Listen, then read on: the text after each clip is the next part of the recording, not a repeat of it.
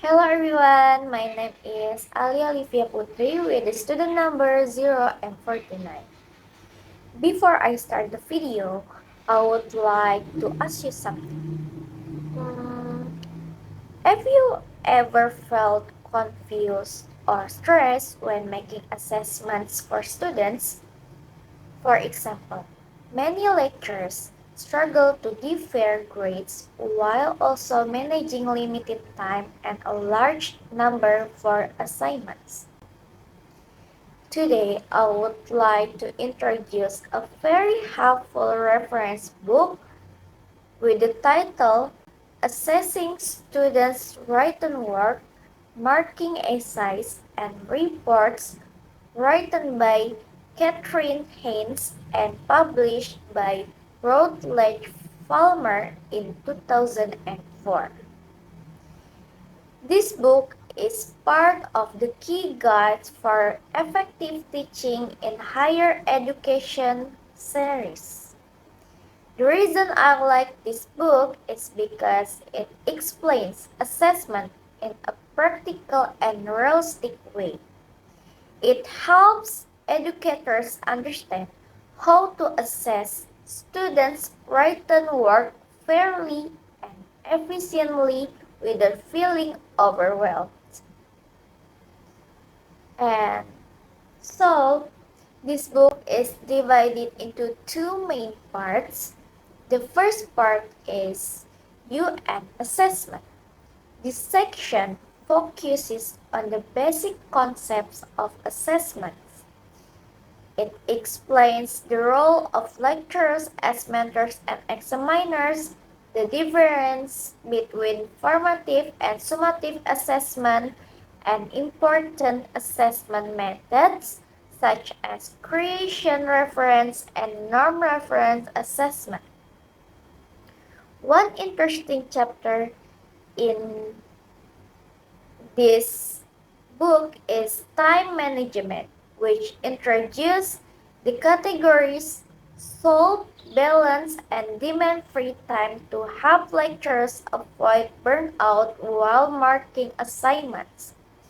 The book also discusses languages and cultural that may influence students' writing quality.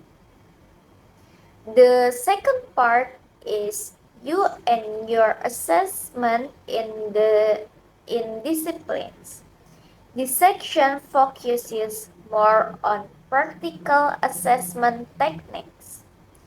It explains how to assess essays, reports, project, practical work, field work, and examination. The reason I highly recommend this section is because the book doesn't use one assessment method for all assignments. Instead, it provides specific strategies for different academic tasks, making the assessment process more effective and fair. So, there are some of the strength of the book. The biggest strength of this book is practical approach. Instead of only discussing theory, the book gives real solution for common assessment problems faced by educators.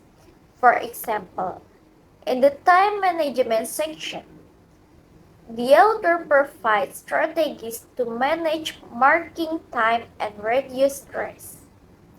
The reason I like this book is because the advice can be directly applied in real teaching situations, especially for lecturers who often feel pressured by deadlines and heavy workloads.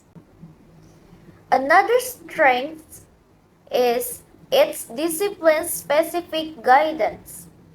The book explains different assessment methods for essays, reports, projects, and practical work, which makes the guidance more detailed and realistic. However, there are some limitations of this book. The limitations of this book are mainly related to technology and academic context. Since the book was published in 2004, some discussion about educational technology are already outdated. For example, the book doesn't discuss modern challenges such as the use of ChatGPT and other AI tools in students' assignments. The other limitation is the examples in the book mostly come from British universities such as University of Warwick and University of Manchester. So, some systems may not fully match educational contexts in other countries. From this book, we must continue to develop the ideas and adapt them to current educational conditions and modern technology. And the last, I highly recommend this book for new lecturers, teaching assistants, and anyone who is responsible for assessing students' written work. This book is especially useful for educators who feel they are doing assessment alone and against the clock. Overall, this book is not only informative but also practical, and it helps educators create meaningful assessments while still maintaining balance between responsibilities and personal well-being. Maybe that's all from me. Thank you for watching and see you next time.